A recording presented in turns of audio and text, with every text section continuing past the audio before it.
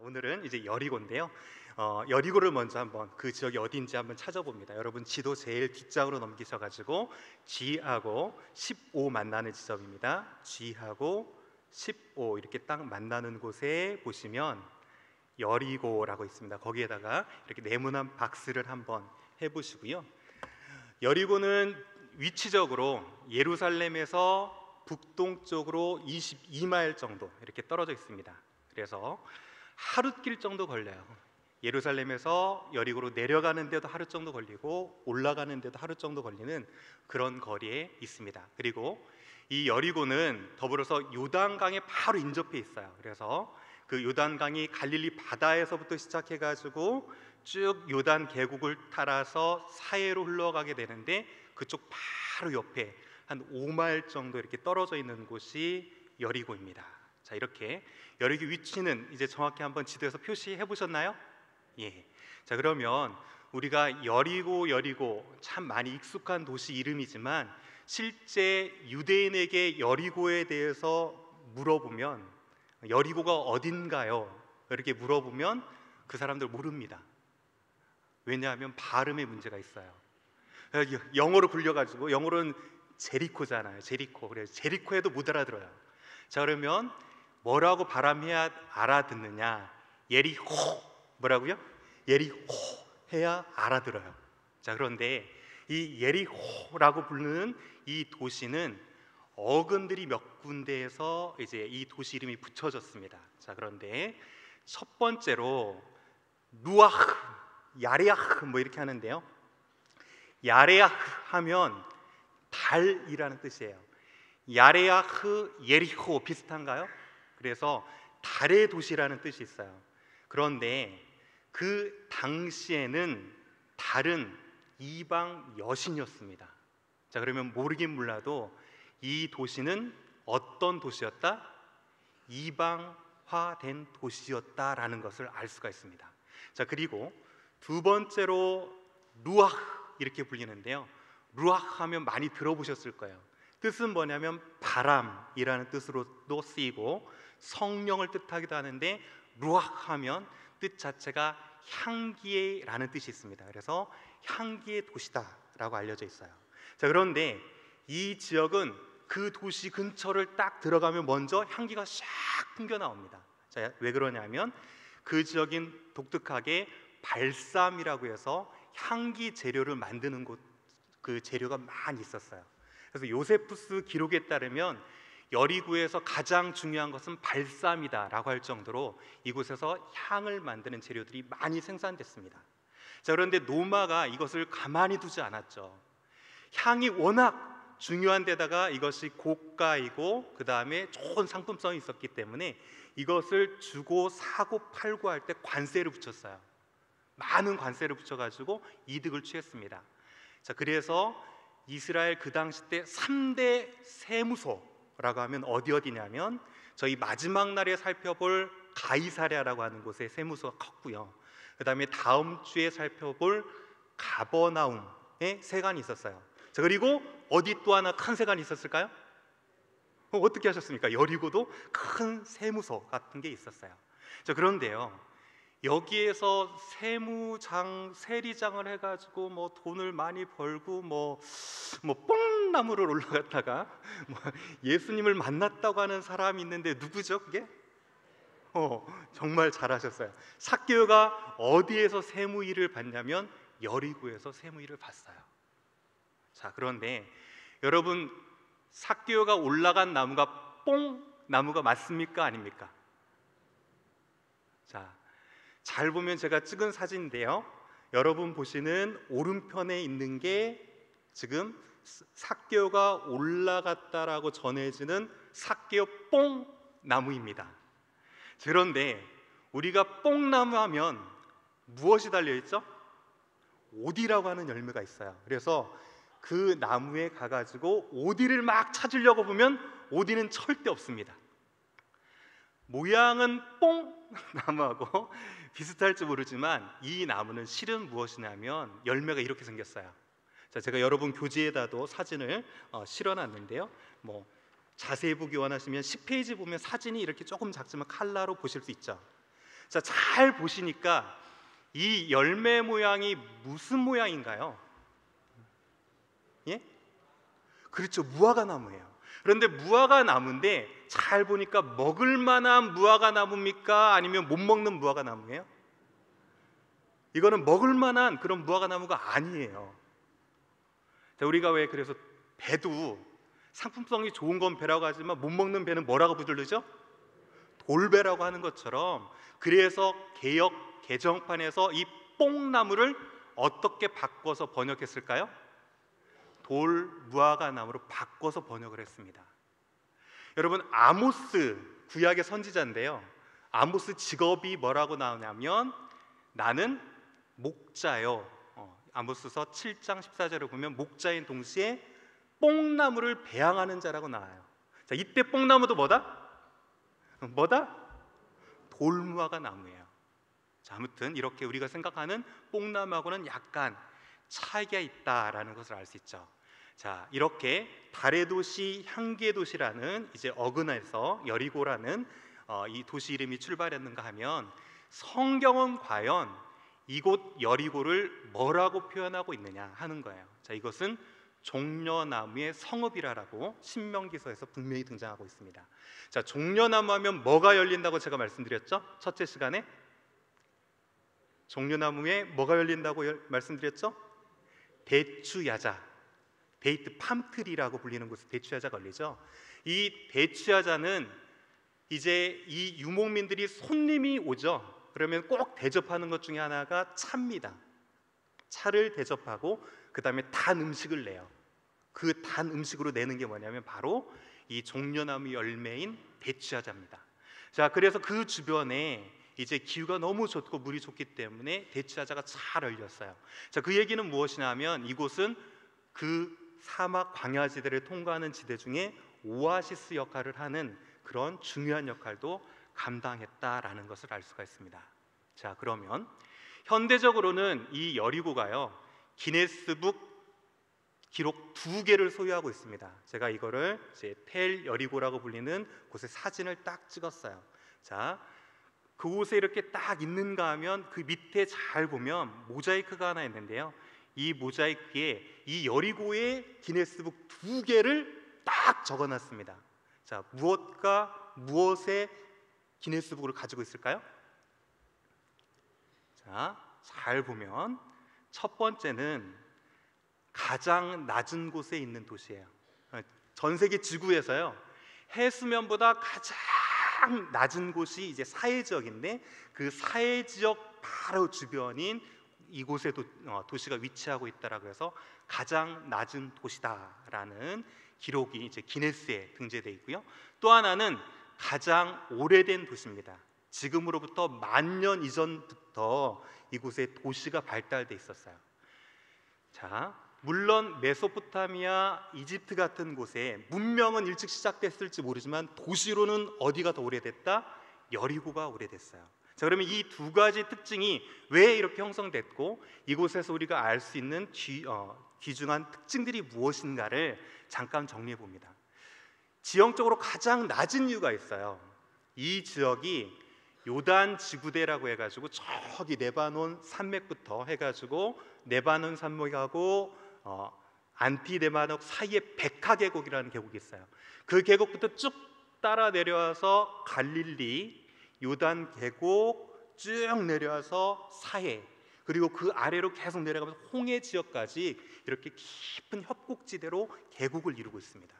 자, 그런데 이것이 왜 이렇게 됐느냐 하는 것은, 재밌는 것은 이 지층이요, 요르단 쪽은 마그마 자국에서 북쪽으로 조금씩 올라갑니다.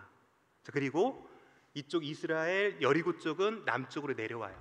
자, 그러면서 이것이 탁탁탁 움직이다 딱 부딪히면 뭐가 일어날까요? 뭐가 일어나죠? 지진이 일어나요. 자, 그리고 이 지역이 단층 지역으로 되어 있습니다. 자, 그래서 그러다 보니까 지층끼리 맞물리면서 밑으로 푹 내려앉아서 가장 낮은 지형을 형성하고 있습니다. 자, 이것을 잘 기억해두면 여리고성이 왜 무너졌는지에 대한 해답을 조금 찾을 수 있어요. 자, 제가 뭐가 많다고 이 지역이 지진, 이미 힌트 하나 드렸어요. 이제 잘 기억해 두세요. 자, 그리고 나서 그러면 왜 가장 오래된 도시가 이곳에 있었나 하는 거예요. 자, 이 지역은 도시가 형성되기 위해서는 꼭 필요한 세 가지 조건이 있습니다. 어느 곳에 가든지. 자, 첫 번째는 물과 식량이 많아야 돼요. 일단 그러니까 먹을 것이 있어야 되는 거죠. 그렇죠? 자, 두 번째로는 도로가 용이해야 돼요. 자, 그런데 이곳 여리고에서 이쪽 동쪽으로 쭉 올라가면 요르단의 수도인 어디? 암만이 바로 나옵니다. 자, 그리고 이 도로를 쭉 따라서 서쪽으로 이렇게 돌아가거나 올라가면 어디로 갈 수 있을까요? 예루살렘으로 갈 수 있어요. 자, 북쪽으로는 이제 넘어서 갈릴리로 갈 수 있고 또 사해 넘어서 홍해까지도 갈 수 있는 도로의 요충지입니다. 자, 그런데 이 지역에 도시가 들어서기에는 조금 불리한 조건 한 가지가 있어요. 자, 무엇이냐면 그게 바로 방어가 불리했어요. 자, 그런데 이 전에 있었던 두 가지 조건이 너무 좋은 거예요. 물과 식량도 포기할 수 없고요, 도로도 포기할 수 없었어요. 단 한 가지, 뭐만 있으면 이곳에서 도시를 형성할 수 있을까요? 뭐만 있으면 될까요? 성만 있으면 돼요. 자, 그래서 쌓기 시작한 것이 어딜까요? 여리고 성이에요. 자, 이렇게 지리적인 특징까지 오늘 여리고의 어원적인 부분 그리고 지형적인 형태, 지리적인 특징으로 여리고에 대한 간단한 개관을 이렇게 한번 해봤습니다. 자, 그런데 제가 이제 성경지를 하면서 가장 묘미 중에 한 가지 묘미라면 무엇이냐면 신약과 구약 사건이 딱 맞아떨어지는 것들이 있어요. 같은 장소에서. 그런데 구약은 희미하게 그림자처럼 묘사된 것이 신약에는 의미가 비슷하면서 실제로 구체화되면서 메시지가 시너지 효과를 발휘하는 그런 것을 딱 하나 발견하면은요, 정말 성경지리 하는 게 재밌습니다. 자, 그것 중에 하나가 어디냐면 바로 베단이에요. 자, 여리고 바로 위쪽에 F하고 15 위에 베단이 이렇게 있으니까 거기 적어 보시고요. 그런데 여러분은 베다니 하면 먼저 떠오르는 게 누가 떠올라야 됩니까? 나사로의 고향이 베단인데요, 이곳은 나사로의 고향이 아니에요.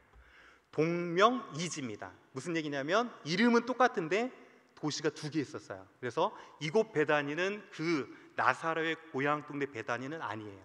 자, 그런데 이곳에서 무슨 일이 있었느냐, 두 가지 사건입니다. 한 가지는 제가 구약을 설명드릴 거고 한 가지는 신약을 설명드릴 거예요. 자, 거기에다 한번 이제 적어 보시죠. 자, 구약은 입성 해가지고요, 그 위에다 입성 이렇게 한번 적어 보세요.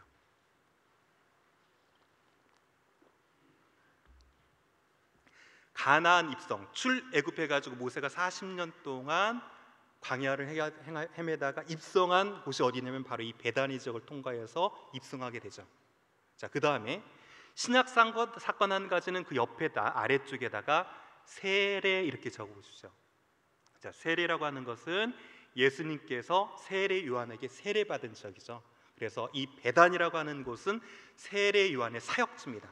자, 그러면 이제 한 가지 이것이 어떻게 일치되면서 시너지 효과를 발휘하는지 하나하나 한번 살펴봅니다. 그리고 이것이 오늘 중요한 메시지를 우리에게 주고 있는 것을 알 수가 있어요. 자, 이곳이 바로 베다니 세례터인데요, 예전에는 개방되지 않았었어요. 몇 년 전까지는. 근데 요즘에는 개방돼 있어서 아마 성경의 땅을 찾아 성지순례를 가시게 되면 가실 수 있지 않을까라는 기대를 해봅니다. 자, 그런데 이제 구약 사건 한 가지, 요단강 도하 사건과 요단강 세례 사건이요, 신기하게 본문 9절수까지 똑같아요. 여호수아 3장 14절 17절에 등장하는데 요단강 세례는 마태복음 3장 14절 17절에 등장해요. 자, 그런데 이제 어떤 일치가 일어나냐면 요단강 도하를 주도했던 인물이 누굽니까? 누구죠? 여호수아. 그 다음에 세례를 받으신 분은 예수님이시죠. 그런데 그 두 이름이 원래는 예호슈아, 그 다음에 예수님도 예슈아라고 하는 게 발음이 맞습니다. 자, 발음도 너무 유사한 데다가 뜻은 아예 똑같아요. 자, 그 뜻을 제가 이 교재에다가 뭐라고 적어놨죠? 여호와는 구원이시다. 그러니까 이름 또 뜻을 똑같은 곳이 가진 인물이 똑같은 장소에 임했던 거죠. 구약에 한 번, 신약에 한 번. 자, 그런데 요단강이 갈라지는 것은 언제 갈라졌습니까? 요단강이 여호수아가 지팡이를 대니까 갈라지는 것이 아니죠. 자, 언제 갈라졌죠? 언약궤를 맨 제사장이 요단강에 발을 딛자마자 요단강이 갈라졌어요. 자, 그런데 예수님께서 세례 받으실 때 어떻게 됐냐면 요한복음은 로고스, 즉 말씀이신 예수님이라고 표현을 하죠. 그 말씀이신 예수님이 요단강에 들어서신 거예요. 자, 언약궤를 맨 제사장, 말씀이신 예수님 연결이 되고 있나요? 자, 그런데다가 이렇게 들어섰을 때 한 번은 요단강이 갈라졌죠. 구약은. 자, 신약에서는 어디가 갈라집니까? 하늘이 열리면서 갈라지면서 이는 내 사랑하는 자여 내 기뻐하는 자라는 음성이 들렸습니다. 자, 이 요단강이 갈라짐으로 들어가게 되는 곳이 어디냐면 약속의 땅을 구약 때 입성하게 되죠. 자, 이 이미지로 약속의 땅인 이스라엘을 들어가는 이미지가 이제 예수님을 통해서 하늘나라가 열리면서 너희가 장차 들어갈 곳이 어디다? 바로 하나님 나라다 라고 선포하고 있다는 사실이에요. 자, 그런데 더 흥미로운 것은 이 사건 뒤에 이어지는 것들이 무엇이냐는 거예요. 이 두 요단강을 도하고 난 사건 이후에. 자, 보시는 것처럼 쭉 요단강이 이렇게 흘러서 염해 사해 지역으로 흘러가고요. 자, 베다니 지역에서 입성을 하자 첫 번째 온 곳이 어디였습니까? 오늘 주로 살펴볼 여리고 성이었어요. 자, 이곳은 어떻게 보면 시험이자 테스트였습니다. 자, 그렇죠? 예수님께서 세례 받으시고 나서 사역을 본격적으로 시작할 때 40일 동안 어떻게 하셨어요? 어디에서? 광야에서 템테이션, 유혹 시험을 받으셨어요. 자, 이 두 가지 모두 공통점이 있는데요. 시험이라는 주제입니다. 자, 그래서 제가 오늘 나누고자 하는 중요한 주제가 무엇이냐면 우리 삶 가운데 사명자로 섰을 때 그 사명자의 길이 결코 평탄하지 않고 반드시 무엇이 따라오게 돼 있다? 시험이 따라오는데 이 시험을 우리가 어떻게 승리함으로 이끌어갈 수 있는가 하는 것을 제가 나누기로 원해요. 자, 흥미로울 것 같습니까? 자, 이제 그러면 구약 구체적으로 여리고성부터 한번 출발해 보도록 합니다. 자, 여리고성은 이제 이곳이 여리고성을 발굴한 사진이에요. 자, 그런데 제가 그냥 여리고라고 하지 않았고요. 뭐라고 그 앞에 딱 붙여놨습니까? 자, 뭐라고 써놨죠? 텔 여리고라고 기록해놨어요. 자, 제가 고고학 얘기 오늘 어쩔 수 없이 조금 한다고 그랬죠? 자, 그러면 텔이 무엇인지에 대해서 제가 간단히 설명을 합니다. 자, 이 앞에 보시는 게 텔인데요. 자, 텔은요, 그 당시 때 큰 도시가 있었죠. 정복을 당해요. 그러면 그 도시가 파괴가 되겠죠?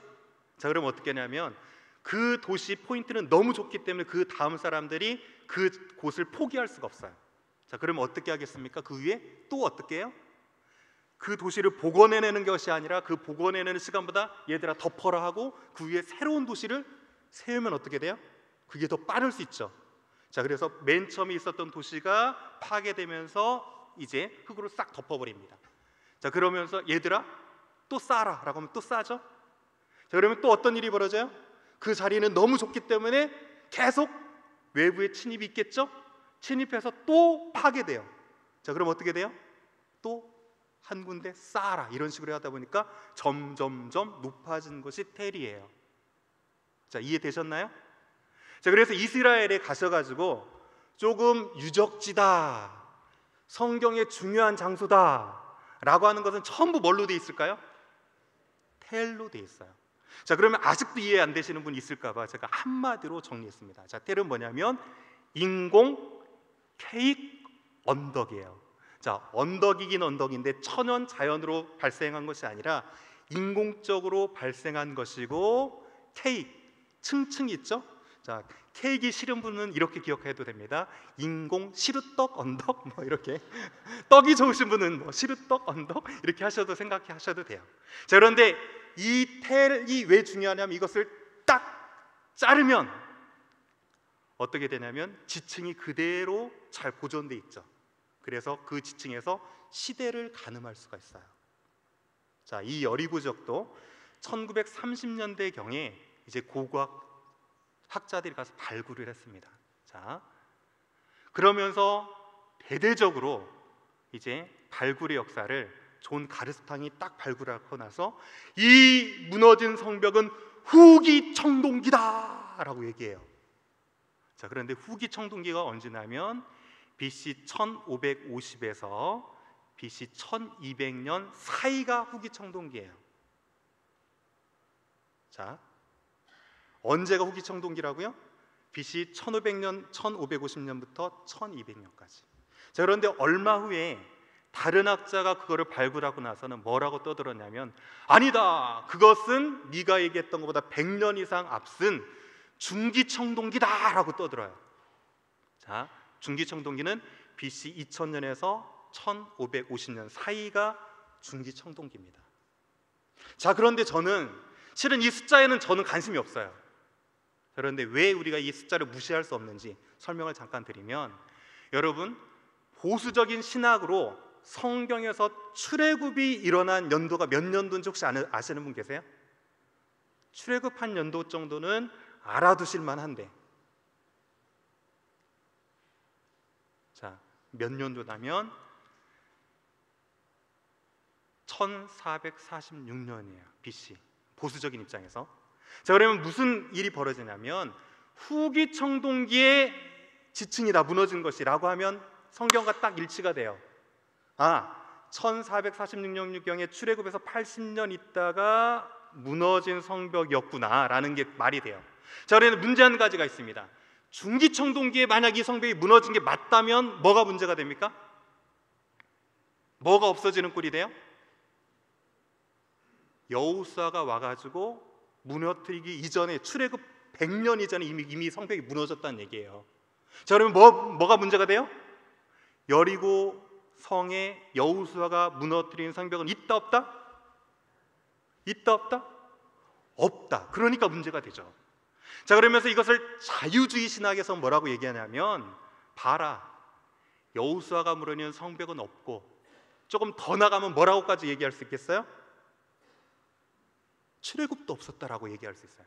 자, 그러니까 이게 이제 보수적인 신학에서 뭐라고 얘기하냐면, 봐라, 성벽에 무너진 흔적이 없는 게 더 성경적이다 라고 얘기해요. 얼마나 하나님이 세게 무너뜨렸으면 흔적도 없냐, 막 이렇게 얘기하면서 얘기해요. 그러거나 아니면 그것은 오랜 세월 동안 침식해서 그 층만큼은 없어졌고, 그 당시 때 사람들이 많아서 무너진 성벽 재료들을 다 가져가서 다른 지역에 성을 쌓았다라고 얘기합니다. 자, 그럼에도 불구하고 조금 꺼림칙하신가요? 자, 그래서요, 이제 우리가 시대 논쟁은 누구의 몫으로 맡겨놔야 돼요? 저희들이 고민할 논쟁이 아니에요. 누구한테? 학자들에게 던져놓고 우리는 무엇을 해야 되냐면, 과연 그러면 이 고고학적인 발굴의 역사가 성경적으로 어떻게 우리에게 유익을 주는지를 파야죠. 그렇죠? 자, 그래서 제가 복음도 한 장을 딱 보여드려요. 자, 여러분, 책에 9페이지에 있는 그림인데요. 자, 이 그림을 잘 한번 봐보세요. 그러면 오늘 여리고성이 무너진 게 성경과 너무 유사한 부분들이 많이 있습니다. 자, 잘 보세요. 자, 여러분 책에 있는 그림을 보시든지 앞에 화면을 보시든지 여리고성을 고고학자들이 고고학에 의해서 발굴하고 나서 근거를 삼아서 복원해서 그린 그림이에요. 자, 이 그림의 특징이 있습니다. 자, 어떤 특징이 있는지요? 예, 조금 크게 얘기해 주시면 제가 더 힘이 날 건데. 자, 무슨 특징이 있습니까? 오, 벌써 막 한 분 나오셨고요. 자, 또 무엇이 특징입니까? 실은요, 예습하셨으면 다 여기 있어요. 자, 그런데 자, 그래도 성벽을 잘 보면 성벽이 몇 개다 지금? 밖에 하나, 안에 하나. 그래서 거기에다가 이중 성벽 구조 이렇게 쓰시면 돼요. 이중 성벽 구조고요. 자, 그다음에 성벽이 어떻게 무너졌어요? 밖으로 무너졌죠. 자, 이것이 그러면 어떤 연관이 있는지 하나씩 풀어갑니다. 자, 여리고성은요, 이중 성벽이 견고한 성이었어요. 자, 그래서 처음에 이 바깥성을 쌓는 이 지역은 돌로 쌓습니다. 자, 그리고 이 위는 흙벽돌을 구워가지고 쌓아요. 자, 그래서 무너진 그 성벽을 발굴해 보면 전부 무너진 건 뭐가 무너져 있을까요? 흙벽돌이 무너져 있어요. 자, 그리고 특징적인 게 뭐냐면 이 외벽과 내벽 사이 이 공간이 있죠. 자, 이 공간에 도시들이 형성됩니다. 자, 외벽과 내벽 사이에. 자, 이 아래 도시에는 그런데 누가 살까요? 특징적으로 하류층, 하층민들이 살아요. 자, 그러면 저기 이제 위쪽 내벽 사이로는 누가 살까요? 이 위치에서는 어퍼 시티 윗도시에는 상류층들이 살아갑니다. 자, 그런데요, 여러분 나합 얘기 너무 잘 아시죠? 나합이 정탐꾼이 왔을 때 어떤 일을 하냐면 성벽 위에 집이 있다라고 하면서 창문을 열어줘서 밖으로 내리자마자 어떻게 됐죠? 그 정탐꾼들이 바뀌었어요. 여러분 이상하지 않았어요? 그동안에 어떻게 창문을 열어서 줄로 내달아서 보내줬는데 그 사람이 정탐꾼이 밖에 있냐고요. 그리고 그 성을 무너뜨리려고 다 했을 때 어떻게 그 많은 집 중에 유독 이것이 나합 집인 줄 알았을까 하는 거예요. 자, 기생 나합의 직업은 뭐죠? 아이고 제가 정답을 말해버렸네. 자, 기생이죠. 자, 그러면 기생은 상층민 하층민? 자, 그러면 어디에 살았다? 밖에 성벽에 붙은 지역에 살았어요. 자, 그래서 제가 여기에 잘 보면 여러분 그림이 그냥 그려져 있는 것이 아니고요, 불이 밝혀 있는 집 있죠? 자, 이 집이 누구의 집이다? 나합의 집이었어요. 자, 이렇게 이중 성벽이라는 성벽 구조를 통해서 이제 알아봤는데요. 자, 그 다음에 또 한 가지는 뭐냐면 성벽이 무너진 방향이 지금 어디다? 안에서 밖으로 무너졌어요. 자, 그 당시 때 그런데 성을 공격하는 두 가지 방법이 있습니다. 한 가지는 뭐냐면 포위를 하는 거예요. 포위. 자, 그래가지고 그 성 주변을 싹 둘러가지고요, 포위하고 무엇을 기다려요? 안에서 음식을 다 먹고 떨어져서 포기해서 항복하고 나올 때까지 기다립니다. 자, 이게 한 가지 방법이었어요. 자, 또 다른 방법 한 가지가 있습니다. 또 다른 방법 한 가지는 뭘까요? 공성망치. 그래서 큰 망치를 만들어 가지고 뒤에서 와가지고 뿡 치면 어떻게 돼요? 성벽이 와르르 무너지게 돼 있어요. 자, 그런데 이 성벽은 일반적인 방법으로 공격을 했다면 어떻게 무너져야 돼요? 밖에서 안쪽으로 무너져야 되는데 성벽이 어떻게 무너진 거예요? 안에서 밖으로 무너졌어요. 헉, 사람이 한 일이 아니다? 여호수아에서 보면 그래서 이것을 뭐라고 하냐면 성벽이 무너져 내렸다라고 해서 분명히 앞으로 쏟아진 것을 표현하고 있죠. 자, 그리고 나서 그것이 무너지니까 어떤 역할을 했냐면 오히려 높은 성벽을 올라갈 필요가 없이 어떻게 무슨 역할을 할까요? 계단 역할을 해버린 거예요. 자, 그래서 어떻게 표현하냐면 스트라이트 업 앤 오버 했다고 그러죠. 그것을 그냥 타고 넘어가 버린 거예요. 자, 이런 것처럼 성벽이 안에서 밖으로 무너진 것이 신기한데요. 자, 그런데 여기서 발굴하니까요, 흥미로운 것 한 가지가 발견됐어요. 자, 발굴하니까 무엇이 발견됐냐면 불탄 곡식이 나왔습니다. 자, 그런데 58갤런 정도 되는 불탄 곡식이 이 항아리에서 나왔어요. 자, 그런데 불탄 곡식이 항아리에서 먹어보지도 않고 그대로 나왔다는 게 어떤 연관이 있냐 하는 거예요. 자, 여호수아서를 잘 보면 여호수아가 그곳을 도한 시기를 뭐라고 하냐면 몸에 거두는 시기라고 했어요. 자, 그러니까 곡식을 잘 걷어가지고 막 저장했던 타이밍이에요. 자, 그런데 이 곡식이 먹어보지도 않고 그대로 나왔다는 것에서 또 한 가지 몇 가지 유추해 볼 수 있습니다. 자, 제가 아까 주로 어떤 방법을 쓴다고요? 성을 포위해서 뭐 할 때까지 기다린다고요? 곡식을 다 먹고 떨어질 때까지 기다린다고 했는데, 곡식이 떨어지지 않았다는 얘기는 이 전쟁은 단기전이었다는 거 알 수 있습니까? 성경을 보면 며칠? 6일 동안 한 바퀴, 7일 마지막 7바퀴, 야 와르르. 이 전쟁이 단기전에 끝났다는 걸 알 수 있죠. 자, 그런데요, 그 당시 때는 성을 점령하면 반드시 곡식은 약탈했습니다. 자, 왜? 먹거나 아니면 그걸로 문물교환하면 되잖아요. 자, 그런데 왜 먹어보지도 않은 곡식이 그대로 불타 있었을까 하는 거예요. 자, 성경에 보면 이곳은 약속의 땅이어서 하나님께 첫 번째라는 게 의미가 있는데, 첫 번째 드려지는 성이었기 때문에 헤렘, 진멸이라는 뜻이 있고요, 다른 의미로는 바쳐진 것이라는 뜻이 있어요. 자, 그래서 어떻게 했냐면 이 모든 것은 취하지 말고 어떻게 하라고요? 하나님께 그대로 바쳐라라고 하는 헤렘이라는 사상으로 드려졌어요. 자, 그런데 이 헤렘을 범한 사람이 한 명 있죠. 누구? 외투 한 벌하고 은 200, 금 50 때문에 헤렘 범했잖아요. 누구 한 명. 그래서 죽었잖아요. 아골골짜기에서. 아간. 자, 그러면 이 사실 자체로 무엇을 알 수가 있어요? 여호와를 비롯한 이스라엘 백성은 아간을 제외하고는 하나님의 말씀에 그대로 순종했고, 그 순종한 역사가 그대로 기록으로 남아져 있다.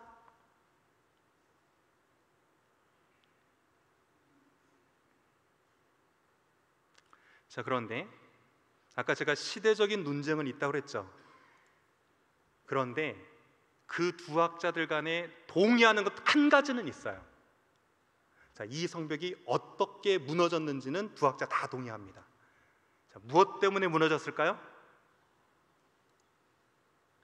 지진에 의해서 파괴됐다는 것만큼은 동의해요.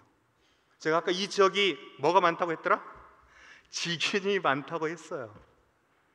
자, 학자들은 보기에는 그냥 이것은 우연처럼 지진이 무너뜨린 걸로 판명할 수도 있어요. 자, 그런데 우리에게 믿음이 필요합니다. 어떤 믿음? 하나님이 하셨다는 믿음이 필요해요. 이스라엘 백성들이 말씀 그대로 순종했을 때 하나님께서 그 믿음을 보시고 야! 외치는 순간에 지진을 통해서 하나님께서 무너뜨리셨다? 이번 성지 답사, 성경의 땅을 찾아가시는 분들에게 필요한 것이 이 믿음이에요. 이 믿음 없으면 이스라엘 가서 실컷 보고 오는 것은 돌하고 돌 무더기뿐이에요. 유명한 장소는 제가 전부 뭐라고 그랬죠? 텔이라고 그랬잖아요. 텔만 실컷 보다 올 거예요, 이 믿음 없으면. 하지만 우리에게 필요한 믿음이 있다면 하나님이 하셨다는 믿음이 필요한 거죠. 여러분은 그곳에서 그 모든 것을 볼 때마다 하나님께서 어떻게 역사를 펼쳐주셨구나라는 걸 보고 오셔야 돼요. 뿐만 아니라 우리가 이 성경책을 필 때도 이 믿음이 필요합니다. 이 믿음이 없다면 이 성경책은 한낱 이야기에 불과해서, 여러분은 이 성경책을 펼 때마다 어떤 믿음의 눈을 가지고 보십니까? 여러분은 이 성경이 펼쳐지는 수많은 사건들이 하나님이 하셨다는 믿음을 가지고 이 성경을 보고 계십니까? 저는 믿어요. 이 모든 성경 역사는 하나님이 하셨을 줄 믿습니다. 아멘. 더불어서 여러분의 삶을 봐도 이 믿음이 필요해요. 여러분이 지나온 과거의 모든 역사는 우연으로 펼쳐진 것이 아니라 하나님이 하셨습니다. 아멘. 그런데 더불어서 우리의 믿음은 여기에서 그치면 안 돼요. 이 믿음이 있는 자라면 반드시 필요한 믿음이 있는데, 그 믿음은 무엇이냐면 하나님이 하신다는 믿음입니다. 구약의 여리고성이 무너졌던 것처럼 우리 삶의 초롱성 같은 여리고의 시험이 있을지라도 우리가 믿음으로 반응하면 하나님께서 하실 줄 믿습니다. 여러분의 과거에 함께 하셨던 그 하나님께서는 여러분의 미래까지도 함께 하실 줄 믿습니다.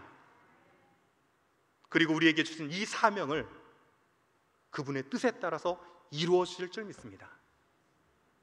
여러분, 하나님이 하셨다는 이 믿음과 하나님이 하신다는 믿음을 가지고 여리고의 시험을 잘 통과하시는 여러분들 되어지길 간절히 축원드립니다. 자, 이제 예수님의 시험 사건으로 넘어가기 전에요, 성경 사건 한 가지만 간단히 보고 넘어갈게요. 이것이 지리적으로 아는 것이 어떤 유익이 있는지를 보여주는 중요한 사건 중에 하나이기 때문에, 소경 바디메오 사건 아시죠? 자, 우리가 관심 있게 보면 마태, 마가의 기록과 누가복음의 기록이 다른 것을 알 수 있어요. 자, 잘 보시면 마태와 마가의 기록은 여리고에서 어떨 때? 떠날 때, 즉 나갈 때 이 사건이 있었던 것처럼 그려집니다. 하지만 누가복음을 보면 어떻게 기록되어 있어요? 이 사실과 약간 상충돼서 충돌을 일으키고 있죠. 여리고로 어떨 때? 들어올 때 있었던 사건으로 기록합니다. 자, 그러면 성경이 잘못 기록되어 있나요? 자, 왜 이렇게 다르게 기록되어 있을까요? 자, 그 당시 때 구약 여리고가 있었어요. 자, 구약 시대 여리고 때는 뭐냐면 아까 말씀드렸던 텔 여리고 기억나시죠? 자, 이곳이 구약 여리고고 일반 주민들과 제사장 그룹들은 여기에 사람들이 많이 살았어요. 자, 그런데 그 시대 때 여리고가 하나 더 있었습니다. 자, 바로 옆쪽에 헤롯의 궁전터가 있고요. 이 궁전터는 지금 이런 모습이지만 과거에는 이렇게 화려한 궁전터가 있었어요. 자, 그러면서 이곳은 행정의 역할들을 감당하는 곳이 역할을 했습니다. 그래서 여리고가 두 개, 구약시대 여리고, 신약시대 여리고가 있었어요. 자, 그런데 갈릴리 지역에서 와가지고 예루살렘으로 갈 때 루트를 보면 이렇게 거쳐가야 돼요. 자, 구약 여리고 쪽으로 먼저 와가지고 자, 뺑 둘러서 신약 여리고를 반드시 거친 이후에 그 산길을 통해서 올라가면 예루살렘으로 갈 수밖에 없도록 돼 있어요. 자, 그러면 이 사건이 어떻게 펼쳐지는지 설명드립니다. 구약 여리고는 주로 유대인 거주지였어요. 자, 그 다음에 신약 여리고는 어떤 사람들이 거주했을까요? 헤롯, 행정기관, 로마 뭐 이렇게 연관되나요? 이방인들이 주로 거주하는 행정기관들이 위치해 있었습니다. 자, 그러면 마태와 마가는 유대인의 시각으로, 자, 거기에다가 구약시대라고 이제 써보시면 되죠. 마지막 구약시대 여리고에서 나가시는 예수님을 보고 기록했고요. 자, 누가는 이방인의 시각에서 어떻게? 신약 여리고에 있으면서 그쪽으로 들어오시는 예수님을 보면서 기록했어요. 자, 이렇게 이해하시면 두 본문이 상충되지 않고 서로 보완되는 거 아시겠죠? 자, 그럼 이제 오늘의 하이라이트로 갑니다. 바로 예수님의 시험 사건입니다. 자, 예수님의 시험 어디에서 받으셨다라고 성경 기록하고 있죠? 광야라고 기록하고 있어요. 광야로 이끌림을 받았다라고 돼 있죠. 자, 광야의 모습을 제가 보여드리는데, 여러분 광야하면 사막 많이 떠올리시죠? 자, 그런데 유대 광야는 이렇게 사막이 아니에요. 석회암 구릉지입니다. 자, 예루살렘 방향으로 유대 광야를 제가 찍었고요. 자, 그러면 여기만 석회암 지대냐? 아니요. 자, 에브라임 북쪽으로 찍었어요. 자, 그래도 석회암으로 다 이루어져 있죠. 자, 그리고 여리고 쪽을 봐도 석회암으로 되어 있어요. 이거를 보면 뺑 파노라마로 봐도 사방이 전부 뭐다? 석회암으로 이루어진 구릉 산지예요. 자, 그런데 저는 개인적으로 이 여리고의 근처에 있는 이 유대 광야를 너무 좋아합니다. 저한테 딱 한 군데만 이스라엘 중에 가고 싶은 곳이 어디냐 라고 물어보면 저는 단연 어디를 뽑을까요? 예수님이 시험받았던 유대 광야입니다. 유대 광야, 광야는 뜻 자체가 히브리어로 미드바르라고 해서 미 하면 프롬이고요, 드바르 하면 말씀입니다. 그래서 말씀으로부터라는 뜻을 가진 곳이 광야예요. 그런데 예수님께서 사역을 시작하면서 모든 것을 내려놓고 말씀으로 시작하셨던 곳이 이곳이에요. 그래서 제가 유학생활하면서 힘들거나 어렵거나 마음에 근심이 많거나 하면 무조건 찾아갔던 데가 어딜까요? 예수님 흉내내면서 유대 광야로 가서 내 안에 모든 것을 비워냈던 그런 영적이고 추억이 담겨진 장소가 이곳입니다. 이번에 성경의 땅을 찾아서 팀 일정에도 제가 있는 걸로 알고 있는데 그 일정 중에 특별히 이곳에서 기도하는 시간이 있을 거예요. 그래서 그 시간에 예수님의 그 기도의 마음을 품고 기도해 보시면 참 좋겠다는 생각이 들어요. 자, 여리고가 바로 아래 있죠. 그리고 광야가 유대 광야 바로 인접해 있습니다. 자, 그런데 이 지역에 시험산 수도원이라고 있어요. 그러니까 바로 여리고 밑에서 올려다본 거예요. 자, 보면 시험산 수도원이 있고 이 산에서 시험을 받으셨는데 여기 보면 후렌탈이라고 하는 40일이라는 뜻을 가진 그리스 정교의 수도회가 여기 쭉 있습니다. 자, 그런데 이 수도회로 이제 쭉 올라가서 보면 자, 이렇게 돼 있는데요. 이 수도원 이 안쪽에 전승상 예수님께서 이렇게 40일 동안 앉아서 기도했다라고 전해진 적이 있어요. 자, 그래서 많은 기독교 전통에서 예수님이 시험 받으신 곳이 어디다? 여리고에 바로 인접한 유대 광야 지역이었다라고 전해집니다. 자, 그런데 이제 여기서 집중했으면 좋겠습니다. 자, 예수님의 첫 번째 시험이 무엇이었죠?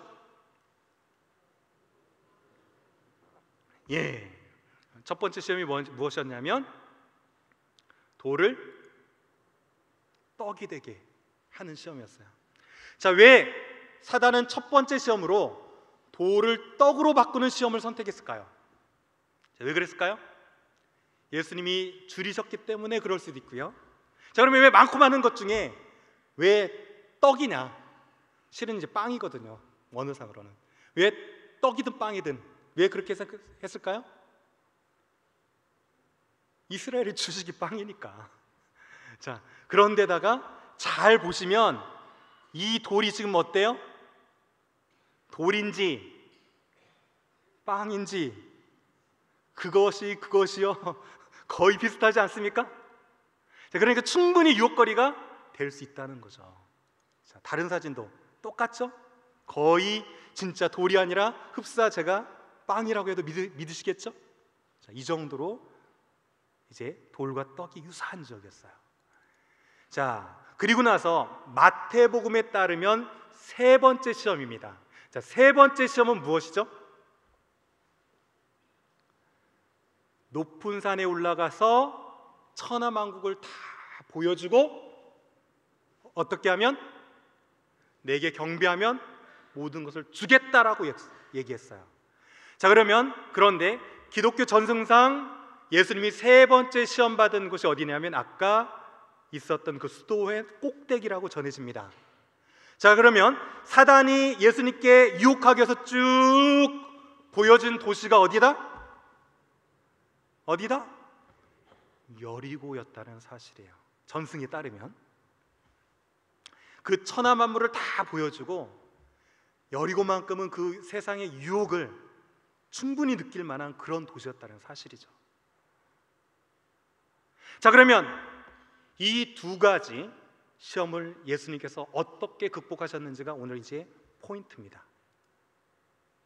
자, 돌을 떡덩이가 되게 하는 이 시험을 예수님께서 어떻게 승리하셨죠? 예? 그렇죠. 신명기 8장 3절 말씀. 사람이 떡으로 살 것이 아니요 하나님의 입으로부터 나오는 말씀으로 살 것이니라. 자, 그런데 제가 말씀드리는 비결 한 가지는 딱 한 글자입니다.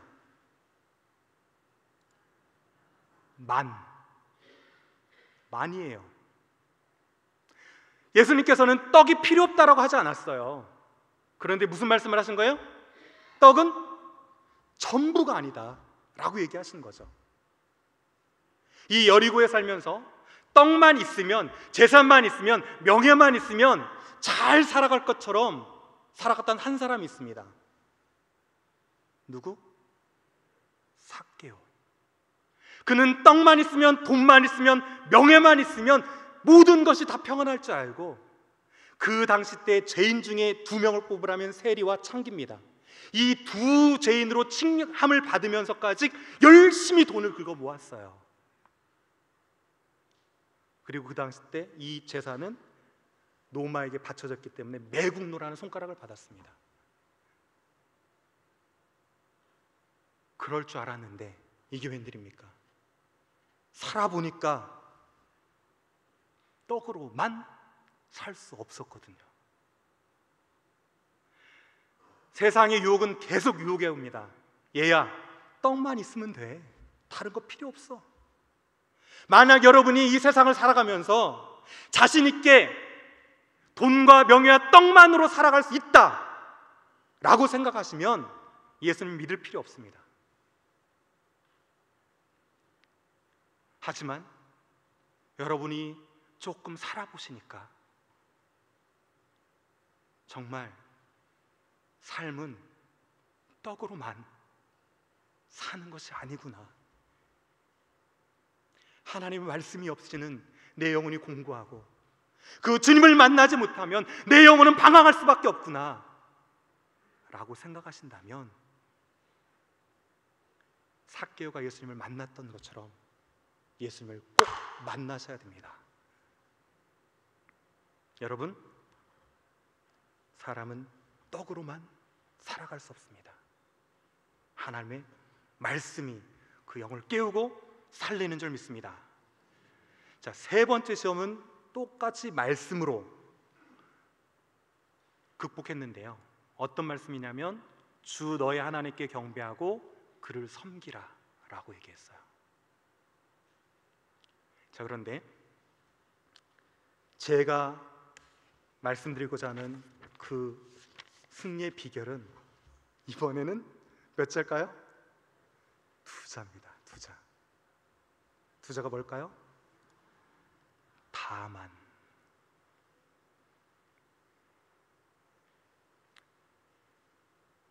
우리의 경배와 우리의 섬김의 대상은 세상 그 어떤 것도 될 수 없습니다.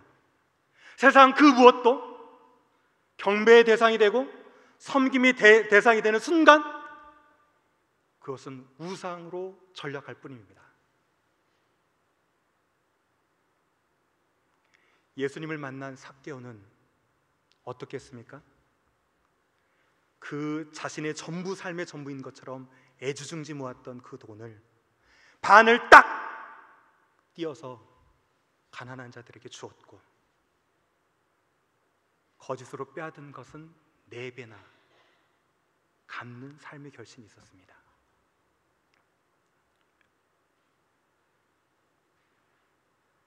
먼저 주의 나라와 의를 구하라. 그리하면 이 모든 것을 더하시리라 라는 믿음을 가지고 오직 하나님께만 경배하고 다만 하나님만을 섬길 때 우리 삶을 얽매우게 하는 수많은 우상으로부터 노임을 받는 진정한 자유를 맛보게 될 줄 믿습니다.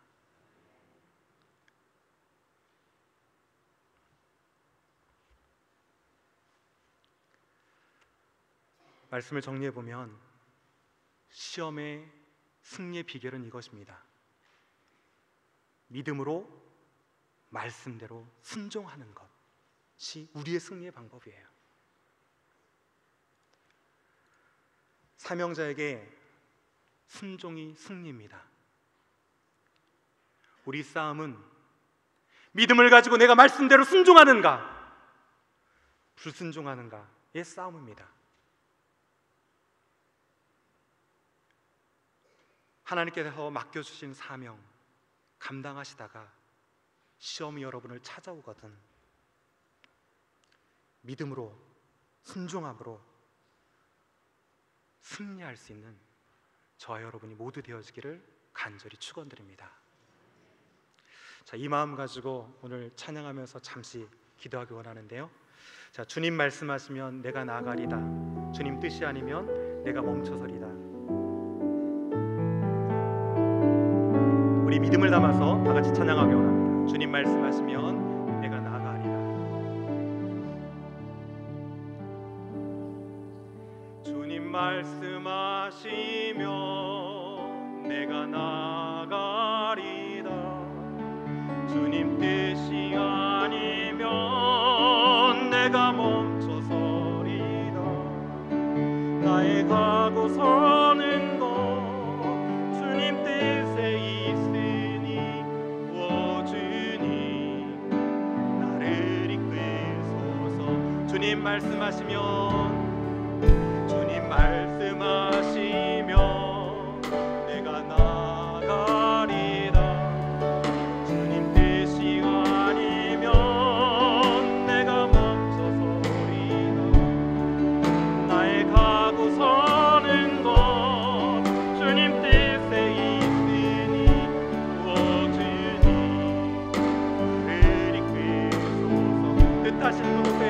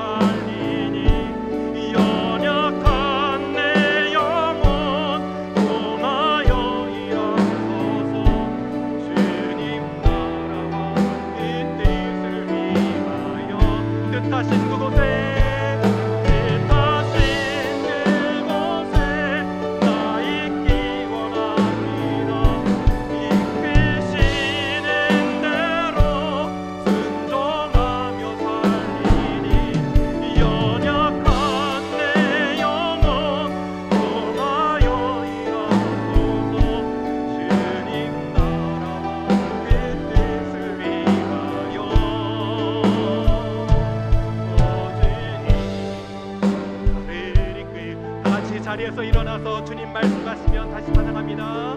주님 말씀하시면 내가 나가리다. 주님 뜻이 아니면 주님 뜻이 아니면 내가 멈춰서리다.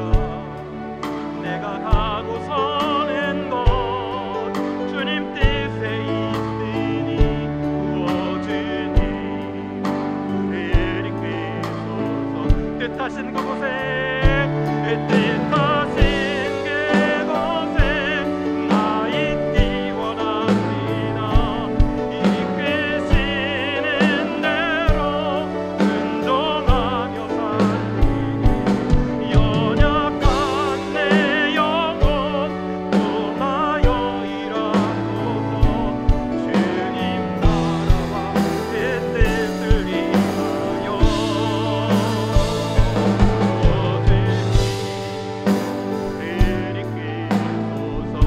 주님 나를 이끄소서. 오 주님 나를 이끄소서. 다시 한번 오 주님 오 주님 나를 이끄소서. 이 시간 다 같이 한번 기도할 때